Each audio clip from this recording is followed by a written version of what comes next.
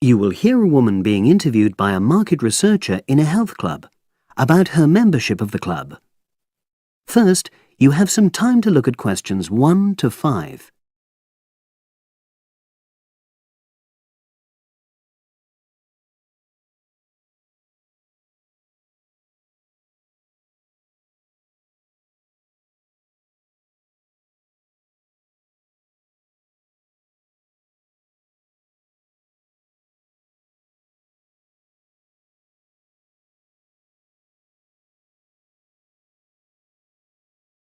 You should answer the questions as you listen, because you will not hear the recording a second time. Listen carefully and answer questions 1 to 5. Oh, excuse me. I wonder if you'd have the time to take part in some market research. What's it about? About this club and your experiences and opinions about being a member. It'll take less than 5 minutes.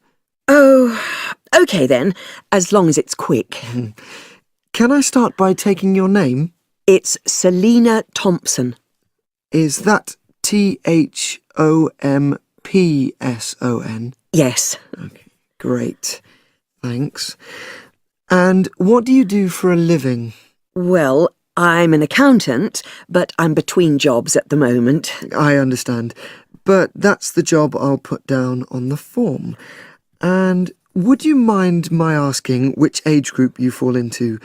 Below 30, 31 to 50, and above? Over 50, I think we can safely say. Great, thanks.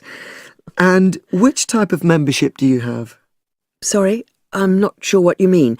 Do you mean how long? No, is it a single-person membership? Oh, right, no, it's a family membership. Thanks. And how long have you been a member? Ooh, let me see. I was certainly here 5 years ago, and it was probably 2 to 3 years more than that. Shall I put down 8? Oh, I remember now. It's 9, definitely. Sorry. No problem. I've got that. And the last question in this first part is, what brought you to the club? Sorry? How did you find out about the club? Did you see any ads? Well, I did actually, but I have to say I wasn't really attracted to the club because of that. It was through word of mouth. So you were recommended by a friend? Actually, my doctor. I'd been suffering from high blood pressure, and he said the club was very supportive of people with that condition, so I signed up. Great, thanks. Before you hear the rest of the conversation, you have some time to look at questions 6 to 10.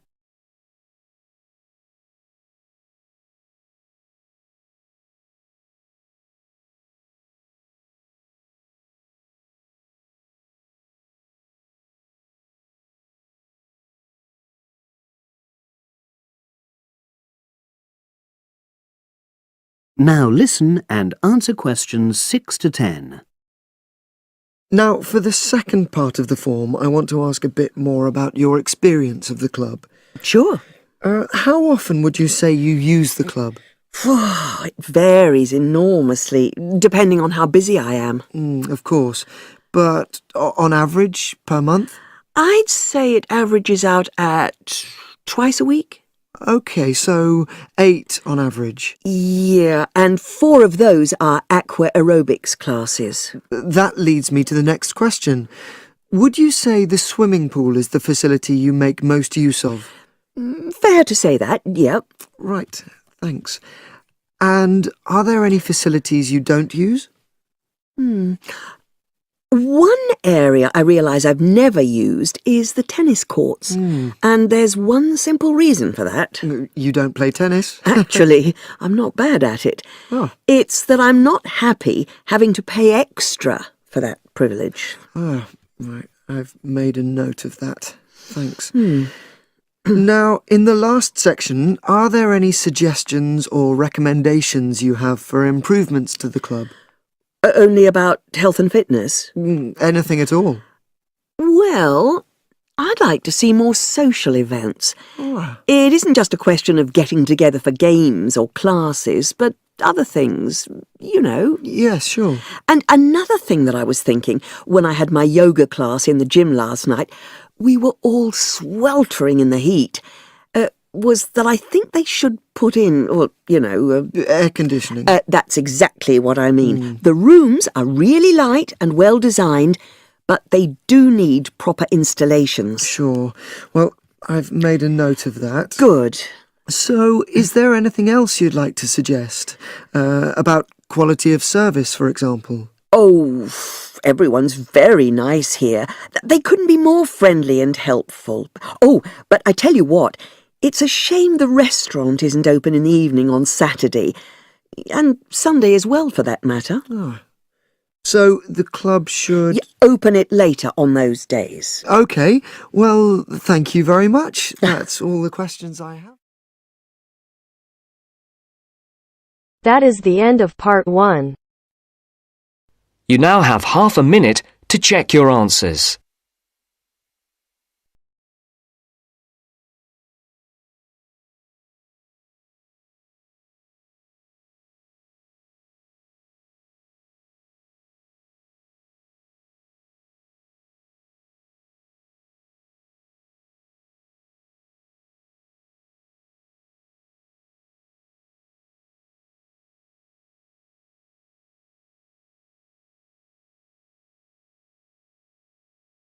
Now turns to part 2. Part 2. Listen to the whole survey in the correct order and answer the questions. First, look at questions 11 to 14.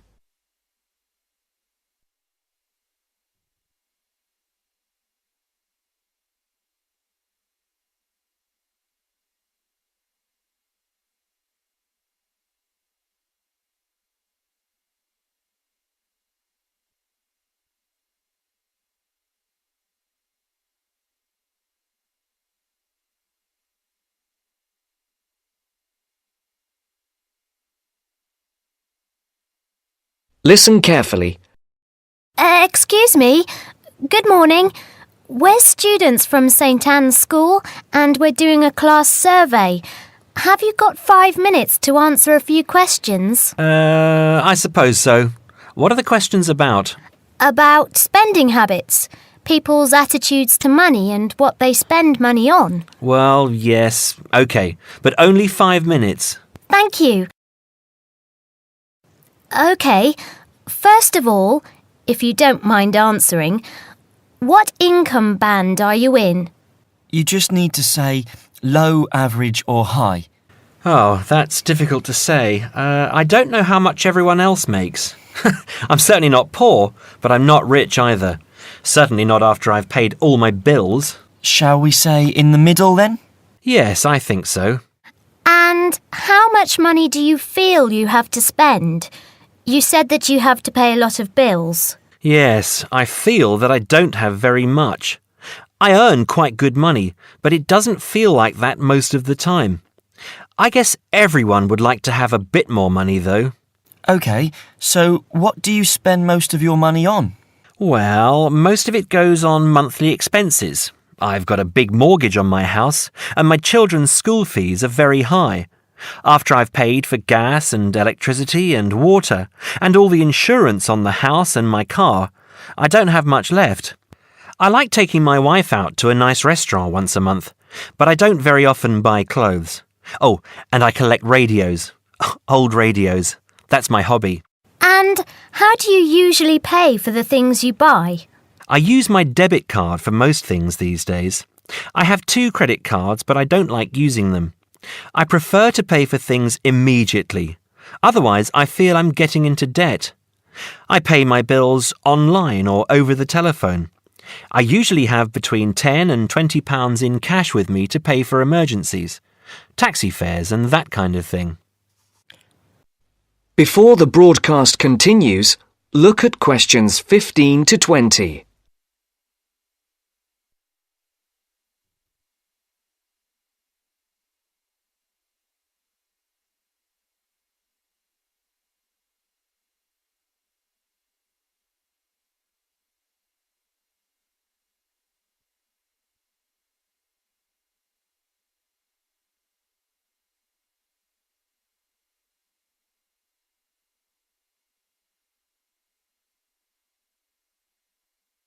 You will now listen to the second part of the talk.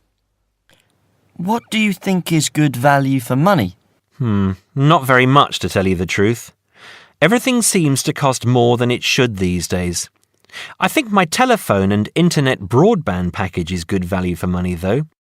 That's my telephone line, any number of national calls and unlimited internet use for only £22 a month.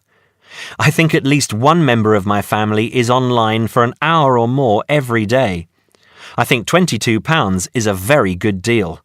And what do you think is a waste of money? Personally, I don't understand why anyone buys a new car. They are so expensive, and as soon as you drive them out of the showroom, they're worth £3,000 less. Perhaps I'm just saying it because I can't afford a new car myself. But to me, it seems so much more sensible to buy a good second-hand car for half the money. Do you ever buy anything you can't afford? Yes, I collect radios, old radios. I have 9 now, and they're quite expensive. I paid £350 for a 1950s radio last month. I didn't have much money for the rest of the month after that. My wife thinks I'm crazy, but it's important to treat yourself occasionally, don't you think? My wife buys nice perfume and lots of clothes, and I have my radios. OK, so finally, would you say that you're a spender or a saver? Well, as I said, I don't really have much to save, but I guess I'm a saver rather than a spender.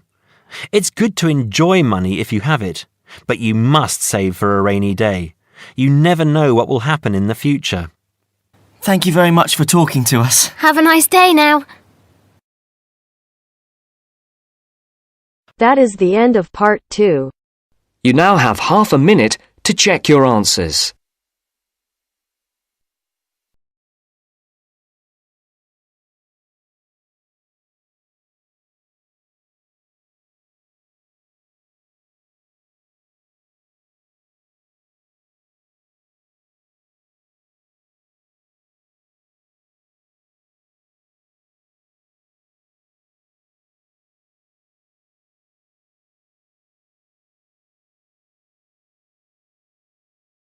Now turns to part 3. Part 3. You will hear 2 students talking about a class assignment about wild bird rescue and rehabilitation.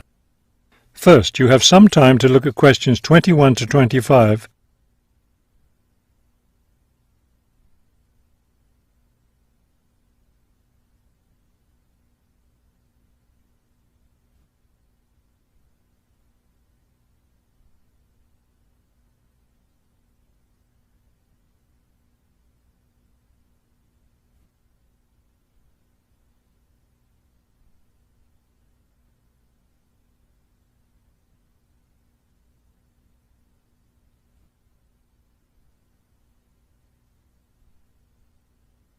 As you listen to the first part of the conversation, answer questions 21 to 25.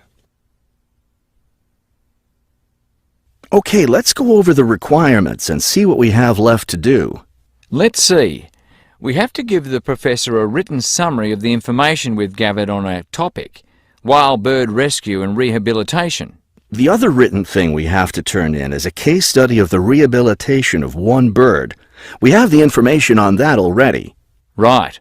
All we have to do is write it up. What about charts and graphs? Do we need to include something like that? I don't think so. They aren't really relevant, but we do have to turn in a list of the resources we used. Naturally. What about videos? I heard some of the other students were doing that. Well, I guess that must be optional, because I don't see it on the requirements list. Okay, we should start planning our class presentation, since that counts for half the grade. We've looked at lots of sources of information, but I think our best source was the interviews we did with the wildlife rehabilitators. Agreed. That and the journal articles. I think we have enough information from those 2 sources for the presentation anyhow. The books we looked at weren't all that helpful. I wonder if we should try to bring in some live birds for the presentation. That would be too difficult, don't you think? But we have lots of photos of rehabilitated birds. We can show those.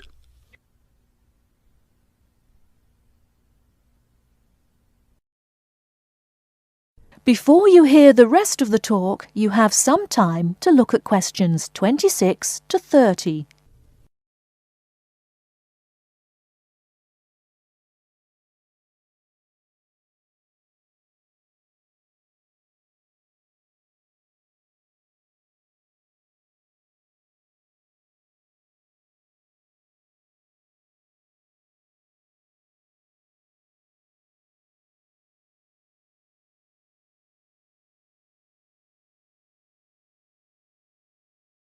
Now listen and answer questions 26 to 30. Now listen and answer questions 26 to 30. Right. OK, I think we should start by talking about how to rescue a bird. Probably first we should help people understand which birds need rescuing. Yeah, that's really important. Because a lot of times people see a baby bird that's all alone, or they find a bird sitting on the ground and they think it needs to be rescued. And usually, those are just baby birds learning to fly. So we should emphasize that people should only attempt to rescue a bird that's clearly injured. For certain kinds of birds, the rescuer needs to wear protective gloves because some of those birds have sharp claws and can tear your shirt, or worse, injure your face or some other part of your body. Yes, that's an important point. OK, next, let's tell people to put the injured bird in a box with good air circulation. We should let them know that a cage isn't necessary, and a bag, especially a plastic one, could hurt the bird more. Another thing we need to say is that the best way to help the bird stay calm is not by petting it or talking to it, but by leaving it completely alone. Then people should take the bird to the bird rescue center as soon as possible. Right, and we should also point out that when they're driving the bird to the rescue center, it's better not to play music on the radio or talk loudly, because those things just stress the bird.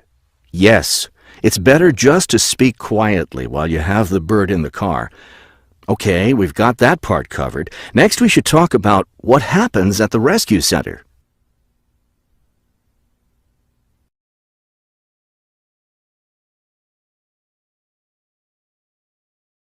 That is the end of part 3. You now have half a minute to check your answers.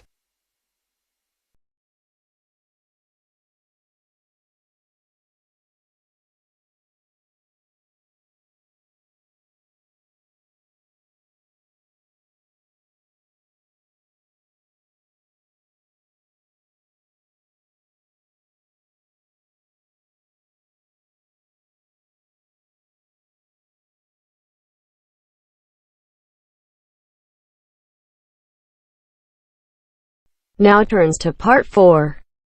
Part 4. First, you have some time to look at questions 31 to 40.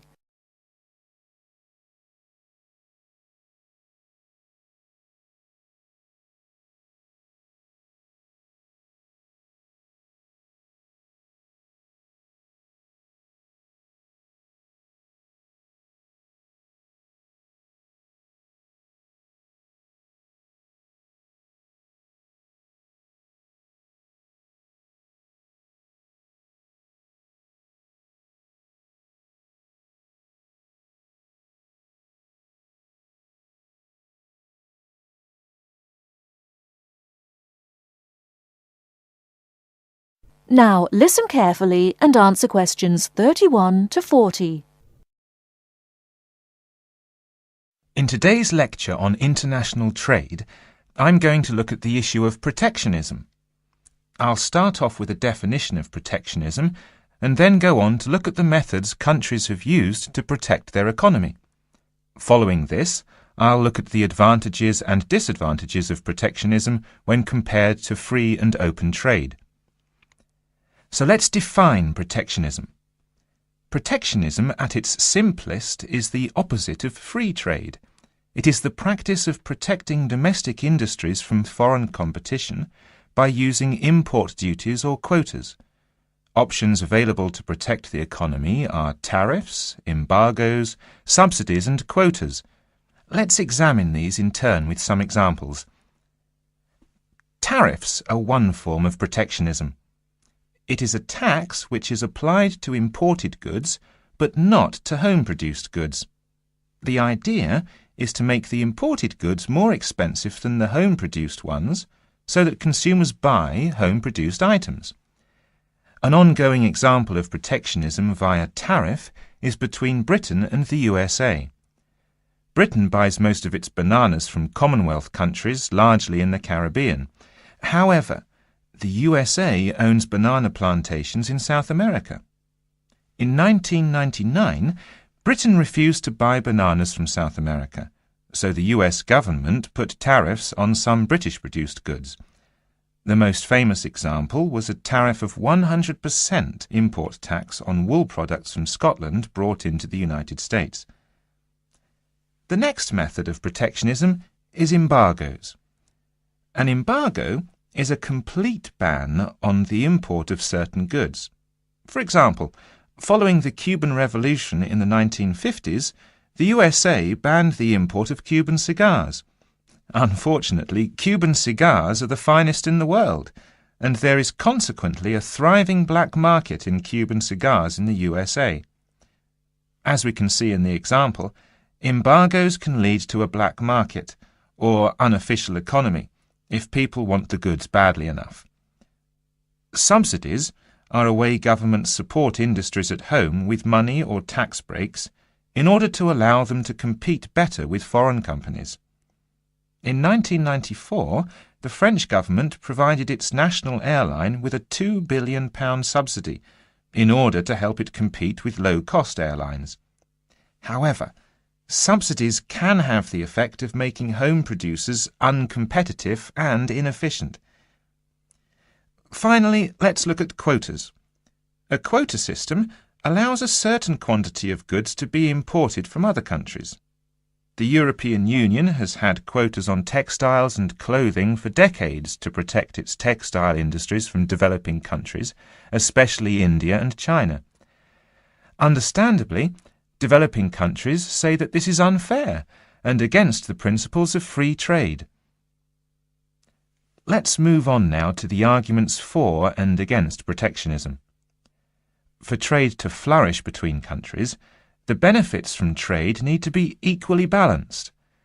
Where a country feels that it's not getting a fair share of the trade, or that it is somehow disadvantaged, it might employ one or more of the methods of protection. There are at least 4 arguments that may be given for using protectionism. Firstly, to protect employment in the home country. The simple view is that if imports are stopped, then jobs will be saved and even created at home. Secondly, to prevent unfair competition. It is often said that developing countries have the advantage of cheap labour costs in their countries, and that they use this to undercut the price of the same goods produced in richer nations. A tariff might be applied to even out this imbalance. Thirdly, to protect new industries. A new industry, particularly one in a developing country, might not be able to compete with long-established industries elsewhere. Tariffs and quotas give new industries the chance to build up production to the point where they can compete. Fourthly, to raise money. Tariffs were once used as a way of raising revenue for the government. In modern countries, they are now seldom used for this purpose, as the damage to trade often outweighs any immediate benefits. Now for the arguments against protectionism, which are perhaps simpler to summarize. Although trade restrictions might help a country for a short period of time, their overall effect is a negative one. Restrictions affect the flow of trade, and the more countries employ restrictions, the less trade can flow. In the long run, no one benefits from trade restriction, because if one country puts restrictions on another country, the other country then puts their own restrictions on the first country. This affects the first country's exports, and as the country finds it difficult to export goods, then unemployment is the result. So, protection tends to help only the protected and can hide inefficient manufacturers. That is the end of part 4. You now have half a minute to check your answers.